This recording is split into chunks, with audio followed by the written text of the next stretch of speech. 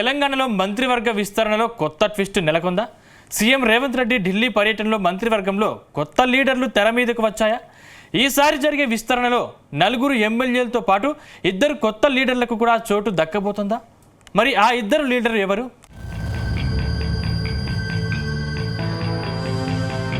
తెలంగాణలో మంత్రివర్గ విస్తరణలో కొత్త ట్విస్ట్ నెలకొంది. ఇప్పటి వరకు మంత్రివర్గం రేసులో ఉన్న లీడర్లకు పోటీగా మరో 2 లీడర్ల పేర్లు అనూహ్యంగా తెర మీదకు వచ్చాయి. ఈసారి జరిగే మంత్రివర్గ విస్తరణలో 2 ఎమ్మెల్సీలకు కూడా చోటు కల్పించబోతున్నట్టు సమాచారం. ఇటీవల సీఎం రేవంత్ రెడ్డి ఢిల్లీ పర్యటనలోనూ ఇదే విషయంపై చర్చలు జరిపినట్టు తెలుస్తోంది. ప్రస్తుతం తెలంగాణలో ఖాళీగా 6 మంత్రి పోస్టులు ఖాళీగా ఉన్నాయి. ఇందులో 4 పోస్టులను ఎమ్మెల్యేలకు, మరో 2 పోస్టులను 2 కొత్త లీడర్లకు ఇచ్చేందుకు హైకమాండ్ రెడీ అయిందని గాంధీభవన్లో ప్రచారం జరుగుతోంది.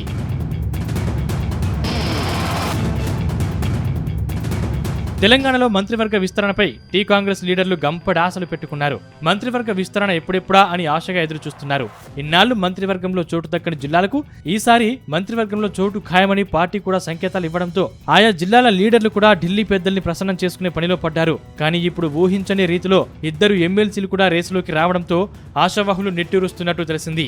ఇందులో వరంగల్ జిల్లాకు చెందిన ఓ ఎమ్మెల్సీ రేసులో ముందు వరుసలో ఉన్నారని ప్రచారం సాగుతుంది. కొన్నేళ్లుగా బీఆర్ఎస్ లో కొనసాగిన ఆయన రాష్ట్రంలో కాంగ్రెస్ పార్టీ అధికారంలోకి రాగానే కండువా మార్చేశారు. ప్రస్తుతం సీఎం రేవంత్ రెడ్డికి అత్యంత ఆప్తుడిగా కొనసాగుతున్నారు. అందుకే రేవంత్ రెడ్డి ఆయనకు ప్రాధాన్యత ఇస్తున్నట్టు తెలుస్తోంది. అలాగే ముదిరాజ్ సామాజిక వర్గానికి చెందిన మరో నేతకు మంత్రివర్గంలో చోటు కల్పించాలని సీఎం రేవంత్ రెడ్డి హైకమాండ్ను కోరినట్టు సమాచారం.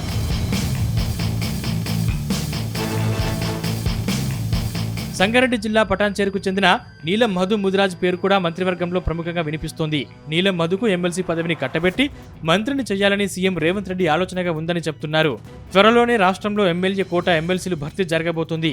ఈ కోటాలో నీలం మధుకు ఛాన్స్ ఇవ్వాలని రేవంత్ భావిస్తున్నారట. ఆ వెంటనే ఆయన్ను మంత్రివర్గంలోకి తీసుకోవాలని లెక్కలు వేసుకుంటున్నారట.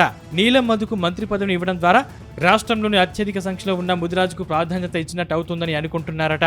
అయితే నీలం మధుకు మంత్రి పోస్టు విషయంలోనూ కాంగ్రెస్ నేతలు కూడా సానుకూలంగా ఉన్నట్టు తెలుస్తోంది.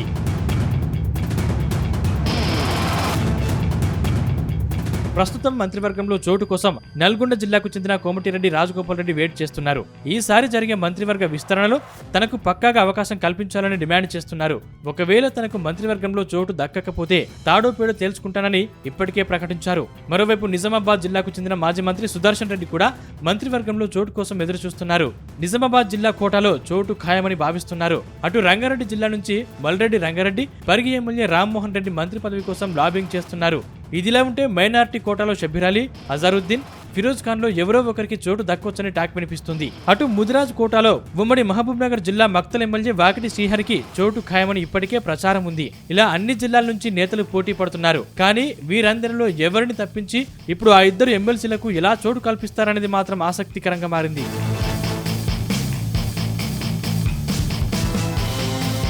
మొత్తంగా మంత్రివర్గ విస్తరణలో సీఎం రేవంత్ రెడ్డి తన మార్క్ ఉండేలా చూస్తున్నట్టు తెలుస్తోంది. మంత్రివర్గంలో తనకు అత్యంత నమ్మకమైన మంత్రులు ఉంటే పాలన పరంగా ఇబ్బందులు ఉండవని ఆయన భావనగా ఉందట.